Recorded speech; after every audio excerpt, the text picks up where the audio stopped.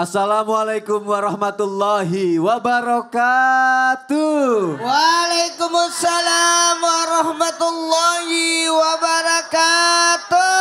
Jamaah. Yeah. Oh jamaah. Yeah. Alhamdulillah. Alhamdulillahirrabbilalamin. Allahumma sholli ala Sayyidina Muhammad wa ala ali Sayyidina Muhammad. Alhamdulillah jamaah, kita ketemu lagi di Islam itu indah. Boleh tepuk tangannya dong. Masya Allah, tabarakallah. Sehat semuanya ya. Alhamdulillah. Pengen tahu nih ya, ibu bapak itu pernah jadi pengantin kan? Masih sampai sekarang ya? Amin. Tapi katanya kalau Al-Quran tuh juga ada pengantinnya, tahu nggak? Hah? Nggak tahu ya. Saya juga baru tahu nih maksudnya apa ini Al-Quran ada pengantinnya. Makanya pagi ini mau kita bahas ya jamaah ya. Tema kita adalah sang pengantin Al-Quran adalah surat Ar-Rahman. Tepuk tangannya dong. Maksudnya apa ya? Nanti deh dibahas sama guru-guru kita ya. Tapi ada tayangan dulu nih yang aku kasih lihat dulu untuk jamaah yang ada di rumah. Yang di studio juga bisa lihat. Lantunan merdu surat Ar-Rahman dari para hafiz tunanetra. Kita lihat tayangannya, silakan. Langsung aja sesuai tema kita. Apa itu? Al-Quran itu ada pengantinnya. Maksudnya apa ya? Ini kan bahas surat Ar-Rahman ya, tadi juga dibacakan ya surat Ar-Rahman. Bener gak sih dulu ya Rasulullah ya Ustaz Syam ketika membaca surat Ar-Rahman itu jin tuh sampai nangis gitu. Apakah ini ada hubungannya ataukah ini yang dimaksud kalau surat Ar-Rahman itu dikatakan sebagai pengantin Al-Quran? Mohon penjelasannya Ustaz Syam, silakan. Terima kasih Mas Soni, tapi guru kami Umawoki, Ustaz Maulana, para alim ulama, para jamaah yang dimuliakan Allah Subhanahu wa taala. Likulli syai'in arus wa arusul Quran Ar-Rahman. Maka dalam riwayat Imam Baihaqi menyampaikan bahwasanya setiap segala sesuatu itu ada pengantinnya. Wa arusul Quran Ar-Rahman, dan pengantinnya Al-Quran adalah surah Ar-Rahman. Alasan pertama karena keindahan daripada bahasa penyajian bahasa oleh Allah Subhanahu wa taala yang membuktikan bahwa Al-Qur'an itu bukan buatan manusia. Al-Qur'an itu bukan coretan baginda Nabi sallallahu alaihi wasallam, melainkan dia benar-benar daripada min kalamillah, daripada kalam Allah Subhanahu wa taala. Dan dari keindahannya bukan hanya dari segi bahasa, tapi dari segi isinya, sehingga membuat para jin menangis dan menjawab ketika mendengarkan ayat-ayat Ar-Rahman dibacakan. Fabi ayyi ala'i rabbikuma tukadziban.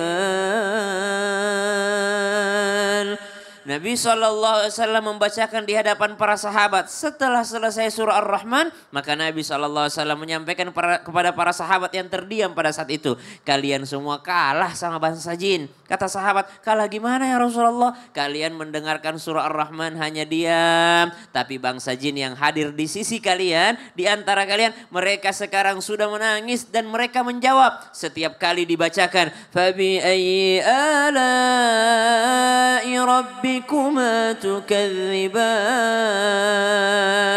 Maka nikmat Tuhan kalian berdua, kan Rabbikuma, kalian Tuhan kalian berdua di sini kalian manusia dan juga kalian jin, yang kalian dustakan yang mana lagi yang kalian berdua dustakan? Maka kalian diam, tapi jin menjawab. Apa jawaban jin? La bisyai, tidak ada sama sekali yang kami dustakan ya Allah. Min ni'amika ya Rabbana nukadzibu falakal hamd.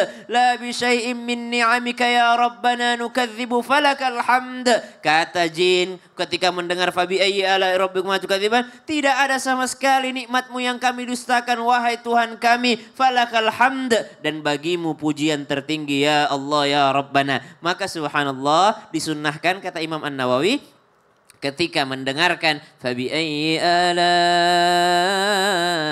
rabbikuma tukadziban 31 kali dalam surah Ar-Rahman, disunnahkan menjawabnya la bi syai'im min ni'amika ya rabbana nukadzibu falakal hamdu. Berarti bisa dibilang ya bangsa jin lebih ngerti, lebih ngerasa, lebih cinta dong dibanding manusia. Ketika dia aja nangis, manusia enggak. Jika mereka beriman kepada Allah Subhanahu wa Ta'ala, mereka juga sama kan, fluktuatif juga imannya. Tapi mereka senang sekali untuk mendengarkan bacaan Al-Quran. Berarti semoga kita semakin cinta juga Amin, ya, amin, Masya Allah. Terima kasih Ustaz Syam. Sama-sama. Tepuk tangannya dong, Masya Allah, tabarakallah. Langsung aja deh Ustaz Oki, penasaran nih. Aduh, saya tuh gimana ya? Kenapa? Saya tuh bergetar kalau setiap Ustadz Syam baca tuh. Aduh, iya? apalagi Fabi Ayyi ala rabbika tukadziban tuh. Tak bisa berkata-kata. Bergetar gitu ya, Iya. Masya Allah. Begitu indahnya memang lantunan ayat suci Al-Quran ya Ustazah ya. Betul. Makanya mungkin bisa disebut juga sebagai pengantin Al-Quran karena di dalamnya itu menjelaskan kehidupan-kehidupan di surga gitu. Jelaskan berbagai macam kenikmatan yang Allah berikan di dunia maupun di surganya Allah Subhanahu. Makanya disebutnya pengantin kan kayaknya indah. Iya, gitu ya. betul sekali. Mau penjelasannya Ustazah Oki? Ya, Silakan. baik mengenai surah Ar-Rahman, Masya Allah surah Ar-Rahman ini kenapa juga disebut sebagai pengantinnya Al-Quran? Karena memang biasanya kita sering mendengar surah Ar-Rahman ini menjadi mahar ketika mempelai laki-laki bersama dengan mempelai perempuannya. Dibacakanlah surah Ar-Rahman tersebut. Dan kita tahu bahwa surah ini disebut Ar-Rahman karena didahului memang dengan kalimat Ar-Rahman tadi. Yang bermakna adalah bahwa Allah Subhanahu wa Ta'ala memberikan kasih sayang kepada seluruh makhluk tanpa terkecuali. Lihat bagaimana luar biasanya Allah SWT. Namun ada pertanyaan, apakah ketika membaca surah Ar-Rahman lantas kita bisa masuk langsung syurga Firdaus? Ya Allah SWT. Ada yang mengatakan kalau kita baca surah Ar-Rahman maka otomatis masuk ke syurga Firdaus Allah SWT. Maka Bapak dan Ibu yang dirahmati oleh Allah SWT membaca surah Ar-Rahman memiliki banyak sekali keutamaan-keutamaan. Salah satu di antaranya karena ada kalimat Fabi ayyi ala'i rabbikum tukadziban diulang-ulang. Maka kita harusnya tersungkur, bersujud kepada Allah, menangis atas berbagai macam nikmat yang Allah berikan sampai-sampai Allah mengulang sebanyak 31 kali. Yaitu maka nikmat Tuhanmu yang mana lagi yang kau dustakan. Kemudian bagaimana cara masuk syurga Firdaus? Apakah cukup dengan surah Ar-Rahman saja Ibu sekalian? Nah, izinkan saya baca surah Al-Mu'minun 1-11 yang menerangkan kalau mau masuk surga Firdaus ada berbagai macam cara-caranya. Allah Subhanahu wa Ta'ala berfirman, A'udzu billahi minasy syaithanir rajim. Mohon izin kalau Bapak dan Ibu hafal kita ikut bareng-bareng boleh? A'udzu billahi minasyaitonir rajim. Bismillahirrahmanirrahim. Qad aflahal mu'minun alladzina hum fi salatihim khashi'un walladzina hum 'anil lagwi mu'ridun walladzina hum lizzakati fa'ilun walladzina hum li furujihim hafizun illa 'ala azwajihim aw ma malakat aymanuhum fa innahum ghairu malumin. فمن ابتغى وراء ذلك فأولئك هم العادون والذين هم لأماناتهم وعهدهم راعون والذين هم على صلواتهم يحافظون. Di surah Al-Mu'minun 1-11 ini diterangkan bagaimana cara masuk syurga Firdaus. Allah Subhanahu wa Ta'ala berfirman, sungguh beruntung orang-orang yang beriman. Siapakah mereka?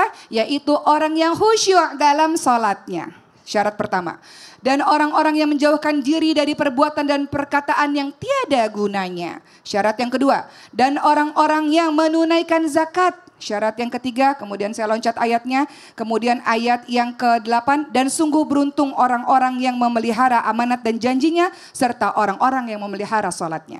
Jadi kalau mau masuk syurga Firdaus, maka amalkan apa-apa yang sudah difirmankan oleh Allah dalam surah Al-Mu'minun 1-11. Syurga Firdaus itu ada di paling atas. Tingkatan syurga ada 100. Jadi kita minta kepada Allah SWT, Allah berikan syurga Firdaus. Salah satunya juga bisa dengan membaca surah Ar-Rahman. Tapi nggak bisa Ar-Rahman saja. Ya. Harus dengan yang lain-lainnya juga yang telah disebutkan Al-Mu'minun 1-11. Masya Insya Allah. Terima kasih saja tepuk Sama-sama. tangannya dong.